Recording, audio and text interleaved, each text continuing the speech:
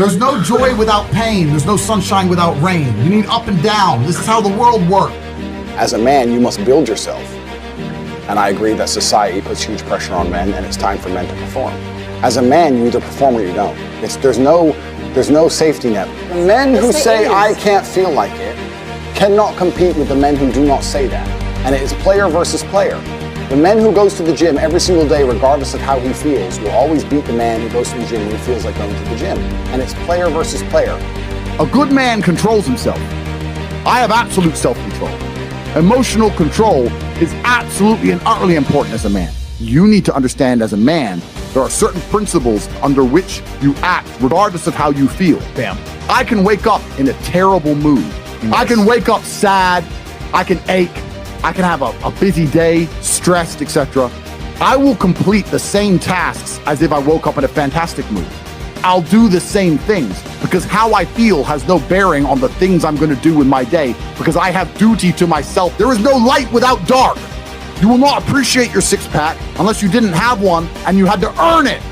That's how the world works. So when I talk to these dudes like, oh, but it's, you know what, Tate, yeah, I agree, but you know, it's hard. Of course it is, it's supposed to be. And if you're not cut out for it, then fuck off and live a normal existence and die. Sit there, letting other men enjoy the spoils of being a man and can die. If that's what you want to do, is just sit there and exist and then fade into history unremembered. That's your decision. If you want to level up your character, then you need to get out here and do it. You need to be around brave men. You need to get some balls. You need to get your network together. You need to be paying attention, listen to the truth, humble yourself, stop sitting there with an ego. That's the game. But I made myself this way. I wasn't born this way. I absolutely and utterly made myself this way. And any single one of you men out here can do the same thing.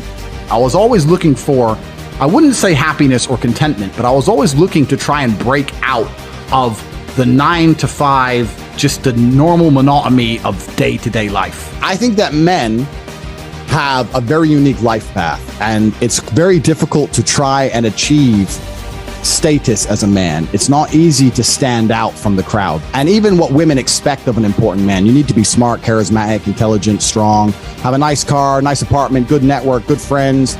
You need to be able to handle stress. You need to be competent. There's so many things you need to be able to do. It's difficult for a young man to even have all these things. You need to start leveling up your mentality, your spirituality. You need to level up your ability, physicality. There's so many different ways you can level up, like a video game character, right? Once you have all the unlimited money, you can then start ticking all the stats boxes. Knowledge. When guys say to me, okay, well, how do I make women respect me? Well, I say, well, how do you respect yourself? That's the first thing. No one's gonna respect you if you don't respect yourself. Do other men respect you? Like, what? Yeah. How do you act in a way that commands respect from anybody? I say, look, if you focus on yourself and make yourself being who you are and being a high-value male, women will detect it and it won't be so difficult for you. You have to respect yourself first. And how does a woman respect the man? When she sees that he respects himself and other men respect him. You need to understand that the world you live in as a man, in my personal view, has been very purposefully constructed. It's been constructed in a way to destroy your masculine power. And the future of the world, especially in the West, is a further encroachment on your sovereign ability, your sovereign thoughts, your base instincts, the things that make you happy. Absolutely nobody is concerned with male happiness on any level. They don't want you to be happy. They want you to be miserable. A miserable slave in a tax bracket. And you have to understand this. And the only way you can combat against it is to take significant action. You have to take significant action. You have to use the internet. It's the tool they're using. The internet is the tool they're using to brainwash the masses. You need to combat it and use their own tool against them to seek out the kind of information, knowledge, and friends that you need to have around you. You are going to be the sum of the 5 people you spend the most time with. So that, if everyone understands that, as an intelligent person, you're going to be extremely careful and you're going to curate heavily the 5 people you hang around with. So you need to be aware of what's happening around you, and you need to curate for yourself a social network of people who understand that and are doing their best to combat that. That is the most basic imperative of the masculine frame, which has been destroyed in real time. They are trying to convince you that you should act how you feel. You should show more of your feelings. If you feel this way, you should show it. If you want to cry, cry. Look, I have no problem with guys crying. What I'm saying is the reason they're trying to bring out emotionality in you is most of the time you don't feel like doing the things you're supposed to do. But the true masculine frame throughout history was doing the things they didn't want to do, but they knew they had to do because they had honor and duty. When you remove self-control from men, not only do you get emasculated weak men, but what you also get is very dangerous men. There are actually far less genuinely high value men than there are pretty girls. You can go to any club in any country in the world. I've been to 72 countries. You can go to any club in any country in the world and see pretty girls. If you're gonna find a young, in shape, smart, tall, intelligent, rich man, it's extremely difficult to find. And that man has options. He has more options than a beautiful girl. And I'll tell you something, there's always been a large proportion of men in the world who made the choice to stay where they are.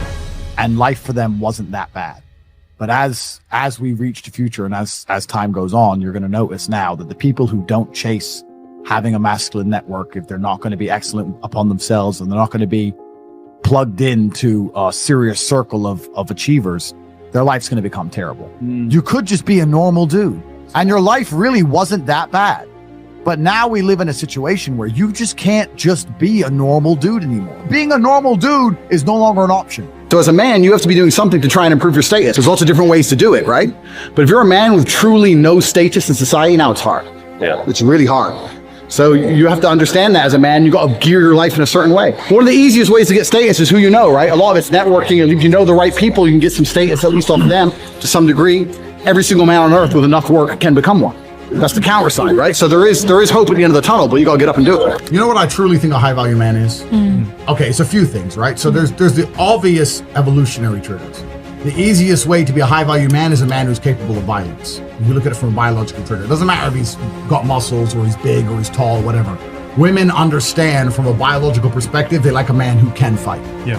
It doesn't matter if your man had money, a Ferrari, everything, but if you knew for a fact, if any dude stepped to him, he'd get sparked, you wouldn't want him, right? So that's the first thing. We're suffering from cowardice. We talk about all the problems in the world. It's easy to talk about them all, but you could narrow them all down to the exact same thing. Cowardice, masculine cowardice, all of it. All of this is masculine cowardice. That's all it is. And you're not going to be able to imitate being a G. You have to go out there and you have to suffer as a man. You got to go through trauma to be a G as a man. Too many dudes out here are trying to imitate. That's what all this is. You're talking about game. You're trying to be something you're not. The real game is to be the man. That's the game. As a man, you need to go through trauma.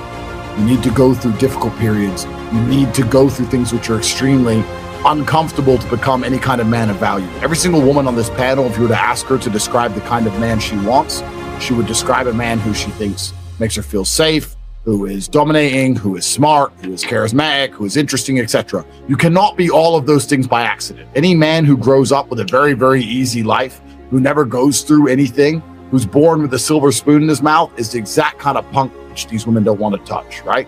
As a man, you need to suffer and you will survive, and you need to internalize it, not become a weirdo, accept that the trauma is what's going to make you strong enough to become the kind of man that's respected by society, and you need to use it for your own advantage. As a man, if you have not been through extremely difficult processes, you're never going to be a high value man. So when you ask me that question, the answer is an answer you're not hoping for, because likely you've been avoiding trauma your whole life. Life is difficult. Everyone has bad news all the time. The things happen to people, and things are going to happen to everyone. And even if you live the perfect life, you're still going to have bad experiences because everything's relative. When people talk about toxic masculinity and all this garbage, and we need to make men more feminine, that's not going to make men. It's not going to make the world safer. Having a whole bunch of men who give into their emotions instantly is going to create more monsters. The reality of masculinity is controlling your emotions. This is the reality of being a man. The tenets of masculinity since the dawn of time have been, I was afraid, but I did it anyway. This is the tenets of masculinity. Courage. That's what courage is. I was afraid to storm the beaches of Normandy, but I did it anyway. I was afraid to stay on the Titanic, but I did it anyway. This is the whole tenets of masculinity, and now they're saying, oh, if you're afraid, just act afraid, be a pussy. I'm at a point now where I'm working for, it's pointless. Money's just fruitless, I don't need it. But I can't not do it, I have to. I don't know why I am exactly the way I am, because I'm a very happy person, but I'm not content. Does that make sense? I'm very happy, I'm not miserable, I'm not depressed in any way, I'm super happy, but also I'm not content. There is no quick fix, there is no replication, there's no way you can falsify on a long enough timeline. So the answer is, if you want to be a man of distinction, you need to go and suffer. That's your answer. One of the only things in this world you can control is your state of mind. You can't control the weather, you can't control other people, you can't even control your health. One of the very few things in the world you have genuine control over is your state of mind. You decide if you're a disciplined person. You decide if you're a happy person. You decide if you're a depressed person. These are things that in real time you can affect in your brain. This is all you can control on Earth. If you can't control that, then you're just a feather in the wind. And life's going to blow you around, and you might land somewhere good, you might land, you don't. Nobody knows. I was a 4-time kickboxing world champion. For 12 years, I trained 5 hours a day, 6 days a week. And I was motivated to train probably about 25% of the time. The rest of the time I went because I am disciplined.